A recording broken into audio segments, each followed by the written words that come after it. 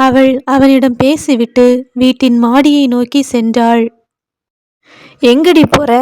சஞ்சய் பின்னால் இருந்து கோபத்தில் கத்தினான். நான் உன்னோட பொண்டாட்டி சஞ்சய்.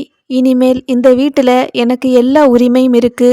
நான் எங்கனாலும் போவேன். நீ என்கிட்ட கேள்வியெல்லாம் கேட்க முடியாது என்று கூறி சிரித்தாள்.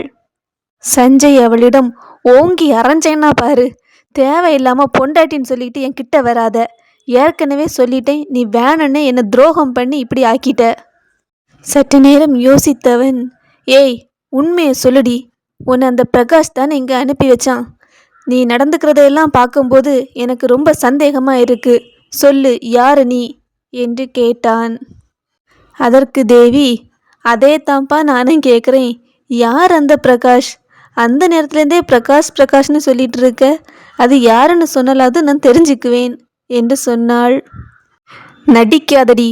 உனக்கு என்னை பற்றி எல்லாமே தெரிஞ்சிருக்கு. என்னோட வீட்டில் என்னெல்லாம் நடக்குதுன்னு தெரிஞ்சிருக்குது. அப்படின்னா நீ நிச்சயமாக ஒரு திட்டத்தோடு தான் உள்ளே வந்திருக்க. சொல்லு, என்ன பண்ண காத்திருக்கிற என்று கேட்டான். அதற்கு அவள், ஒன்றுமில்லையே, நான் உன்னை காதலித்தேன், கல்யாணம் பண்ணிக்கிட்டேன், அவ்வளவுதான் என்று கூறினாள். அடுத்த நாள் தேவிக்கு ஒரு அழைப்பு வந்தது. அதே ஆண் குரல். அவள் பதட்டமாக ஃபோனை எடுத்தபடி, அண்ணா சொல்லுங்க என்றாள். எல்லாம் நம்ம திட்டப்படி நடந்துடுச்சா? ஆமாம் அண்ணா, நம்ம நினச்ச மாதிரியே எல்லாமே நடந்துடுச்சு என்று கூறினாள். அந்த நபர், நான் உனக்காக வெளியில் காத்திருக்கிறேன். சஞ்சய் இங்கு இல்லை. உன்னை நேரில் சந்திக்க வேண்டும் என்று கூறினான். அவள், சரி அண்ணா, நான் இதோ சீக்கிரம் வாரேன். நீங்கள் யார் கண்ணிலையும் படாமல் நில்லுங்க என்று கூறி அவசரமாக வெளியே சென்றாள். அந்த நபர் அவளை சந்தித்துவிட்டு அவளின் கைகளில் சில பொருட்களை திணித்தான். உன்னை நம்பிதான் நான் எல்லாம் ஒப்படைச்சிருக்கேன். நீ பத்திரமா பார்த்துக்கோ. நம்ம திட்டம் எங்கேயுமே மிஸ் ஆகக்கூடாது என்று சொன்னான். அதற்கு அவள் தலையசைத்தாள். திரும்பி வீட்டிற்கு வந்த தேவி அங்கு சஞ்சய் இல்லை என்பதை உறுதி செய்து கொண்டு வேகமாக மேல் மாடிக்கு சென்றாள். அங்கே அந்த பெண் தங்கியிருந்த அறையை திறக்க முற்பட்டாள். திடீரென்று ஒரு கை அவளை பிடித்து இழுத்தது. அவள் அதிர்ச்சியில் திரும்பி பார்த்தாள். அங்கே சஞ்சய் நின்று கொண்டிருந்தான். சஞ்சய் அவளின் கையை இழுத்து பிடித்து கன்னத்தில் ஓங்கி ஒரு அறை கொடுத்தான். அடுத்த நொடியே அவள் கன்னம் சிவந்தது. வலி தாங்காமல் அவள் கண்களில் நீர் வந்தது. நான் இவ்வளவு சொல்லியும் நான் இல்லாத நேரத்தில் நீ மேலே வந்திருக்கிறாய்.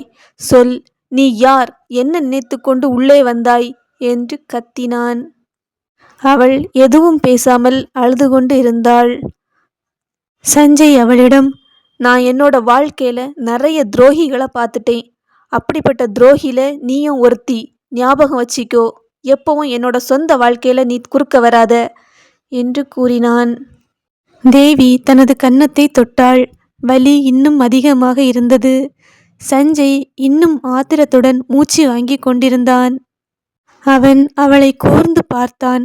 அவளது முகத்தில் வலி இருந்தது. ஆனால் அந்த வலியை விட கண்களில் ஆழமான ஏதோ ஒன்று இருந்தது. சட்டென்று தேவி தன் கண்ணீரை கட்டுப்படுத்தினாள். சஞ்சயின் முகத்தை பார்த்தவள் அவனை பார்த்து சிரித்தாள். அந்த சிரிப்பு சஞ்சயை மேலும் கோபமூட்டியது. அவளது சிரிப்பில், நீ என்னை அடித்தாலும் திட்டினாலும் நான் நினைத்ததை சாதித்து விட்டேன் என்ற ஒரு கர்வம் இருந்தது. எதுக்குடி இப்ப சிரிக்கிற? சஞ்சய் கோபத்துடன் கத்தினான். தேவி அமைதியாக அதே சிரிப்புடன் அவனை பார்த்தாள். அதற்கு பிறகு தேவி தனியாக மேல் மாடிக்கு சென்றாள். அவள் இப்போது நிஜமாகவே அழுதாள். அவளது கன்னத்தில் வலி அதிகமாக இருந்தது. சஞ்சய், எனக்காக உன் மனக்கதவு திறக்கப்படவில்லை. ஆனாலும் விரைவில் அது திறக்கும். எனது அன்பினால் இந்த கோட்டையை நான் உடைப்பேன் என்று சபதம் எடுத்துக்கொண்டாள். பிறகு வந்த நாட்களில் சஞ்சயின் வீடு ஒரு போர்க்களமாகவே மாறிவிட்டது. தேவி சட்டப்படி அவன் மனைவி என்ற அந்தஸ்துடன் சஞ்சயின் வாழ்க்கைக்குள் நுழைய முற்பட்டாள். ஆனால் சஞ்சயின் உள்ளம் அவளை எந்த விதத்திலும் ஏற்றுக்கொள்ள தயாராக இல்லை. அதற்கு பிறகு தேவி சமையலறைக்கு சென்று சமைக்க தொடங்கினாள். சஞ்சய் தேவியை பார்த்தான். அவனது கண்கள் கோபத்தால் சிவந்தன. என்ன, இங்கேயும் உன்னோட நாடகமா? இதெல்லாம் உங்ககிட்ட யார் செய்ய சொன்னது? எதற்காக நீ இதெல்லாம் செஞ்சிட்டு இருக்க என்று கத்தினான். தேவி அமைதியாக அவனை பார்த்து, ஆமா, இனி சமைக்கிறதுக்கு யாராவது வந்து சொல்லணுமாக்கும்? இது என்னோட வீடு. என்னோட கணவருக்கு நான் சமைச்சிட்டு இருக்கிறேன். சமைக்கிறது நாடகம்னா நான் நடிக்கிறேனே நினச்சிக்கோங்க என்று அமைதியாக பதில் கூறினாள். அது அவனை இன்னும் கோபப்படுத்தியது. சஞ்சய் அவளிடம், இங்க பாரு, எங்களுக்கு யாரும் சமைக்க வேண்டிய அவசியம் இல்லை. இவ்வளவு நாள் எப்படி சாப்பிட்டோமோ அதே மாதிரி எங்களுக்கு சாப்பிட தெரியும் என்று கூறினான். அதற்கு தேவி, அட என்னங்க, இவ்வளவு நாள் பொண்டாட்டின்னு ஒருத்தி இல்லை, இப்போதான் பொண்டாட்டி வந்துட்டேன்ல, இனி என் கையால் பாசமாக சமைச்சு தரேன் அப்படின்னு சொன்னா. சஞ்சய் கோபமாக சமையலறையில் இருந்த பொருட்களை எல்லாம் கீழே தள்ளிவிட்டு அறையை விட்டு வெளியேறினான். அவள் தனது செய்கைகளால் சஞ்சயை மாற்றிவிடலாம் என்று நினைத்தாள். ஆனால் அவளின் பாசமான வார்த்தைகளே அவனை மேலும் கோபத்திற்கு உள்ளாக்கியது. அன்று இரவு தேவி சஞ்சயின் அறையில் சென்று அமர்ந்து கொண்டாள். அவளை தன் அறையில் பார்த்த சஞ்சய்க்கு கோபம் கடுமையானது. உன்னை யாரடி இங்கெல்லாம் வர சொன்னா? அவள் கேட்டாள். ஏன், நான் இங்கே வரக்கூடாதா? இங்கே யாருக்கும் வரதுக்கு அனுமதி கிடையாது. இது என்னோட அறை. இனிமே உங்கள் அறை என் அறைன்னு எதுவுமே கிடையாது. எல்லாமே நம்ம அறை தான் சொல்லிவிட்டு திடீரென்று நெருங்கி அவன் தோளை தொட்டாள். அந்த தொடுதலில் அவன் ஒரு நிமிடம் உணர்ச்சியற்றவனாய் நின்றான். சஞ்சய், உனக்கு என்ன பிடிக்கலையா? என் கண்ணை பார்த்து சொல்லு என்று கேட்டாள். சஞ்சய் அவளிடம், ஒரு நாள் உன்னை காப்பாற்ற நான் தொட்டேன். ஆனால் நீ என்னோட வாழ்க்கையை மொத்தமாக நாசம் ஆக்கிட்ட. இப்போ வந்து பிடிச்சிருக்கா பிடிக்கலையான்னு கேட்டு நடிச்சிட்டா இருக்க என்று கேட்டான். உன் அழகு, உன் குணம் எல்லாமே எனக்கு வெறுப்பை மட்டும்தான் தருது. இங்கே இருந்து போயிடு, என்கிட்ட நெருங்கி வராத என்று கத்திய சஞ்சய் அவளை சுவரின் பக்கம் தள்ளிவிட்டு அறையை விட்டு வெளியேறினான். தேவி அவனிடம், உங்களுக்கு என் மேலே வெறுப்புன்னு சொல்கிறீங்க, அப்பையும் உங்களை நெருங்கி தொட்டப்ப உடனே தள்ளி விடலை? அதுவும் இல்லாமல் ஏன் உங்கள் இதயம் ஒரு மாதிரி துடிச்ச மாதிரி இருந்து என்று கேட்டாள். அவன் அவளை திரும்பி பார்க்கவில்லை. ஒரு நிமிடம் அங்கேயே நின்றான். அவளது கேள்விக்கு அவனால் பதில் கூற முடியவில்லை. அங்கிருந்து சென்று விட்டான். சஞ்சய்க்கு என்ன செய்வது என்றே தெரியவில்லை. அதே இரவில் உடனடியாக தன் நண்பன் சந்திரனை சந்திக்க விரைந்து சென்றான். சந்திரன் அவனிடம், என்ன டாக்டர் சஞ்சய், திடீர்னு இப்படி என்ன பார்க்கணுன்னு வந்து நிற்கிறீங்க? டாக்டருக்கு இன்னைக்கு என்ன ஆயிட்டு? உடம்பு ஏதாவது சரியில்லையா என்று கேட்டான். ஆம், சஞ்சய் ஒரு மருத்துவர். இது யாருக்கும் தெரியாத ஒரு ரகசியம். சஞ்சய் மிகவும் சோகமாக, டேய், என்னோட வாழ்க்கையே போச்சுடா. நீடானடா சொன்ன, இந்த ஊரில் வந்து இங்கே தனியாக இருந்தால் எந்த பிரச்சனையும் வராது, என்னோட அம்மாவை பத்திரமா பார்த்துக்கலாம், ட்ரீட்மெண்ட்டுக்கும் எந்த ஆபத்தும் இல்லைன்ட்டு. ஆனால் இப்போ பெரிய சிக்கலை நம்ம மாட்டிக்கிட்டோம்டா என்று சொன்னான். சந்திரன் அமைதியாக, டேய் என்னடா ஆச்சு என்று கேட்டான். அவன் நடந்த அனைத்தையும் ஒன்று விடாமல் கூறினான். டே மச்சான், ஒரு நாடகக்காரியை போய் எனக்கு கல்யாணம் பண்ணி வச்சிட்டாங்கடா. அவள் சதி வேலை பண்ணி என்னை ஏமாத்திட்டா. நிச்சயமாக அவள் பிரகாஷோட ஆளாதாண்டா இருப்பா. அவளால் எனக்கும் என்னோட அம்மாவுக்கும் கண்டிப்பாக ஆபத்து வரும் என்று கதறினான். சந்திரன் சஞ்சயிடம், டேய் அம்மா இப்போ எப்படிடா இருக்காங்க என்று கேட்டான். கொஞ்சம் இம்ப்ரூவ்மெண்ட் இருக்குது. ஆனால் நைட் ஆனால் தான் பயந்து அலறுறாங்க. கண்ட்ரோல் பண்ணவே கொஞ்சம் கஷ்டமாக இருக்குது என்று கூறினான். ஆம், ஒவ்வொரு நாள் இரவும் அங்கு கேட்பது அவனது தாயின் அலறல் சத்தம்தான். சஞ்சயின் கண்களில் முதல் முறையாக நீர் துளித்தது. டே சந்திரா, நான் ஒரு டாக்டர். நான் எல்லாத்தையும் விட்டுக்கிட்டு இங்கே வந்ததுக்கு காரணமே என்னோட அம்மாவை காப்பாற்றணும்னு. ஆனால் இப்போ எதுவுமே முடியாமல் போயிடுச்சுடா என்று அழுதான். சந்திரன் சஞ்சயின் தோள்களில் கை வைத்து ஆழ்ந்த மூச்சு விட்டான். டேய், நீ என்னை மன்னிச்சிடுடா, நடந்த எல்லாமே எனக்கு தெரியும் என்று கூறினான். சஞ்சய் ஒரு நிமிடம் அதிர்ச்சியில் உறைந்தான். டேய் என்னடா சொல்கிற? உனக்கு எப்படிடா எல்லாம் தெரியும்? நீ எதுக்கு என்கிட்ட மன்னிப்பு கேட்கிற? நீ என்ன பண்ணுன என்று கேள்விகளை அடுக்கினான். சந்திரன் அமைதியாக நின்று கொண்டிருந்தான். சஞ்சய், நான் சொல்றத நீ கொஞ்சம் பொறுமையா கேளு. தேவி பிரகாஷ் அனுப்பின ஆள் இல்ல. அவ உன்னோட வாழ்க்கையை காப்பாற்ற வந்த ஒரு தேவதை. சஞ்சய் அதிர்ச்சியுடன் அவனை பார்த்தான். என்னடா சொல்ற? தேவதன் சொல்ற? உனக்கு எப்படி தெரியும் என்று கேட்டான். டாக்டர் சஞ்சய், உங்களுக்கு தேவியை இந்த கொஞ்ச நாளாக தான் தெரியும். ஆனால் தேவி 8 வருஷமா உங்களுக்காக காத்திருக்கான்னு சொன்னா உங்களால் நம்ப முடியுமா என்று கேட்டான். அவன் கேள்வி அவன் இதயத்தில் இடியை இறக்கியது. சஞ்சய் சிரித்து கொண்டே, அடப்போடா, நீயும் உன் பங்குக்கு நடிக்குதியா? 8 வருஷமா? நான் பார்த்ததே இல்லை. அப்படின்னாலும் ஒரு பொண்ணு எப்படிடா இத்தனை வருஷம் காத்திருப்பா என்று கேட்டான். அதற்கு சந்திரன், சார், ஒரு பொண்ணு உங்களை பார்க்குதா இல்லையான்னு தெரிஞ்சுக்கணும்னா முதல்ல நீங்கள் நிமிர்ந்து பார்க்கணும். குனிஞ்சத்தில் நிமிராமல் இருந்தா உங்கள் எதிரில் நின்று பார்க்குறது உங்களுக்கு எப்படி சார் தெரியும் என்று கேட்டான். டாக்டர் சஞ்சய் சார், நீங்கள் இதுக்கே இவ்வளோ ஷாக் ஆகுறீங்களே, நான் இன்னொரு விஷயம் உங்களுக்கு சொல்லட்டுமா? தேவி வேற யாரும் இல்லை, நம்ம காலேஜில் படித்த பொண்ணு தான். அவளும் ஒரு டாக்டர் தான் என்று கூறினான். இதை கேட்ட சஞ்சய் அதிர்ந்தான். 8 வருடங்களுக்கு முன் சஞ்சய் கல்லூரியில் இறுதி ஆண்டு படித்து கொண்டிருந்தான். அப்போது 1ஆம் ஆண்டு பட்டாம்பூச்சியாய் வந்து சேர்ந்தாள் நம் தேவி. சிடுசிடுவென்று பேசும் சஞ்சயின் குரல், யாரையும் திரும்பி பார்க்காத அவரது கண்கள் என அனைத்தும் தேவிக்கு அவன் மீது ஒரு ஈர்ப்பை ஏற்படுத்தியது. அவன் செல்லும் இடமெல்லாம் அவனை பின்தொடர்ந்தாள். ஆனால் சஞ்சய் தேவியை ஒரு நிமிடம் கூட நிமிர்ந்து பார்த்ததில்லை. மாறாக சந்திரன் அவளை பார்த்து விட்டான். சந்திரன் தேவியிடம், எம்மா, உனக்கு என்னம்மா பிரச்சனை? எங்கே போனாலும் இப்படி பின்னாடியே வந்துட்டு இருக்கிற? பார்த்தா யாராவது தப்பாக நினைக்க போகிறாங்க என்று சொன்னார். அதற்கு தேவி, அண்ணா, எனக்கு அவரை ரொம்ப பிடிச்சிருக்கு. நான் அவரை காதலிக்கிறேன்னு நினைக்கிறேன் என்று கூறினாள். அதை கேட்ட சந்திரனின் உடல் ஒரு நிமிடம் ஆட்டம் கண்டது. அம்மாடி, என்ன சொல்கிற? காதலா? அதுவும் அவனையா? இந்த இரும்பை கூட கரைச்சிடலாம். ஆனால் இவனோட மனசு ரொம்ப ஸ்ட்ராங்கு. அதில் இன்னும் ஒரு பொண்ணுங்கிற பேச்சுக்கே இடமில்லை. ஆளை விடுடா சாமி என்று கூறிக்கொண்டு அங்கிருந்து செல்ல முற்பட்டான். அண்ணா, உங்கள் ஃப்ரெண்டுக்கு என்னதான்னா பிரச்சனை? இப்படியே காலம் ஃபுல்லாக தனியாக இருந்துருவாரா? இல்லை நீங்கள் தான் அவருக்கு துணையாக இருக்க முடியுமா? அவருக்கு வாழ்க்கையில் துணைன்னு ஒன்று வேண்டாமா? நீங்களாவது உங்கள் ஃப்ரெண்டுக்கு அறிவுரை சொல்லக்கூடாதா? இப்படியே தனிமையாக இருந்தால் லாஸ்ட்டு அவர் மன அழுத்தத்தால் பாதிக்கப்பட்டுருவார், அவ்வளவுதான் என்று கூறினாள். அதற்கு சந்திரன், அம்மாடி, அந்த மனம் ஏற்கனவே ரொம்ப அழுத்தத்தால் தான் பாதிக்கப்பட்டிருக்கு.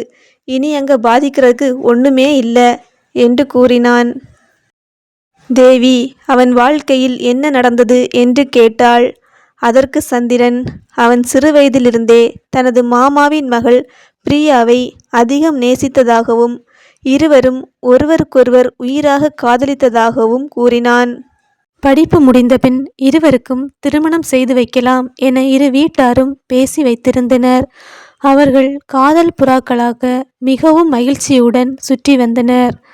ஆனால் ஒரு நாள் அந்த சம்பவம் நடந்தது. சஞ்சய் பிரியாவை பார்ப்பதற்காக அவள் வீட்டுக்கு சென்றிருந்தான். அப்போது கதவருகே செல்லும்போது அவர்கள் பேசிக் கொண்டிருக்கும் சத்தம் கேட்டது.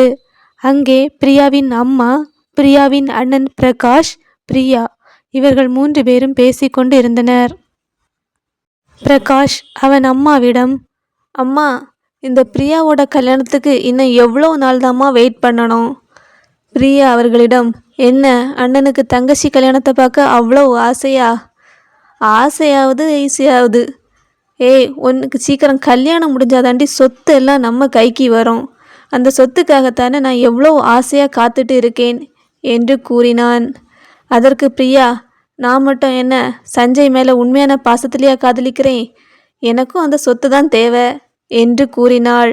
இதை கேட்ட சஞ்சய் அதிர்ச்சி அடைந்தான். மேலும் அவர்கள் கூறிய ஒரு வார்த்தை அவன் இதயத்தை உடைத்தது. பிரகாஷ் அவன் அம்மாவிடம், ஆமாம் அம்மா, கல்யாணத்துக்கு அப்புறம் சொத்தையெல்லாம் நம்ம பேரில் தான் எழுதி வைப்பாங்கன்னு என்ன நிச்சயம் என்று கேட்டான். அதற்கு அவன் அம்மா, எழுதித்தர வைக்கணும். அது நம்ம கையில் தான் இருக்கு. ஒருவேளை எழுதி தரலனா என்று அவள் அம்மா தொடங்குவதற்கு முன், பிரியா, மாமா போன இடத்துக்கே அத்தையும் அனுப்பி வச்சிட வேண்டியது தான். மாமாவே அனுப்பி வைக்க தெரிஞ்ச நமக்கு அத்தையை அனுப்புறதுன்னு அவ்வளோ பெரிய விஷயமா என்று கேட்டாள். சஞ்சய் நிலைகுலைந்து அருகில் இருந்த வண்டியின் மீது மோதினான். வண்டி கீழே விழுந்தது. சத்தம் கேட்டு மூவரும் ஓடி வந்தார்கள். சஞ்சயின் கண்களில் நீர் நிறைந்திருந்தது. அட பாவி, போயும் சொத்துக்காக நீ என்னை ஏமாத்திட்டேயில்லா? எப்படிடி உனக்கு மனசு வந்துச்சு? நான் உன்னை உண்மையாதானடி நேசித்தேன் என்று சொன்னான். பிரியா சிரித்து கொண்டே, பாசத்தை வச்சு எதுவும் பண்ண முடியாது, மனுஷன் வாழணும்னா பணம் தேவை என்று சொன்னாள். அதற்கு சஞ்சய், அதுக்கு நீ என்னோட அப்பாவையே அவனால் சொல்ல முடியவில்லை. பிரகாஷ் அதுவரை அமைதியாக இருந்தவன் பேசத் தொடங்கினான். இங்க பாரு சஞ்சய், ஒழுங்கு மரியாதையா பிரியாவை கல்யாணம் பண்ணிட்டு சொத்தை எல்லாம் எழுதி வை. நீ கல்யாணம் பண்ணலைன்னா கூட எங்களுக்கு பிரச்சனை இல்லை.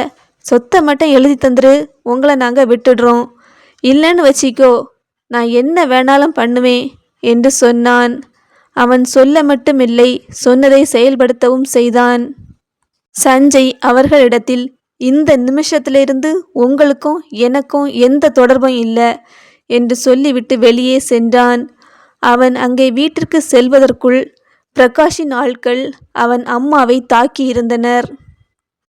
அம்மா, அம்மா என்று அலறியபடியே சஞ்சய் ஓடி வந்தான். உடனடியாக மருத்துவமனையில் அனுமதித்தான். ஆனால் காயம் அதிகமாக இருந்ததால் அவர் தனது சுய நினைவை இழந்து விட்டார். அன்றிலிருந்து இருட்டை பார்த்தாலே பயந்து கத்த ஆரம்பித்தார். இப்பொழுது பிரகாஷ் சிறையில் இருக்கிறான். அவன் வெளியில் வந்தான், நிச்சயம் ஏதாவது பிரச்சனை ஏற்படுத்துவான் என்று கூறி முடித்தான். இதை கேட்டு தேவியின் கண்கள் கலங்கியது. தேவி சந்திரனிடம், அண்ணா, நான் அப்படிப்பட்ட பொண்ணு இல்லை அண்ணா. நான் குடிசையில் வாழ்ந்தா கூட சஞ்சையும் அவங்க அம்மாவையும் பத்திரமா பார்த்துக்குவேன். நான் அவரை உண்மையாக காதலிக்கிறேன் அண்ணா. நீங்கள் எப்படியாவது எனக்கு உதவி பண்ணுங்க என்று கூறினாள்.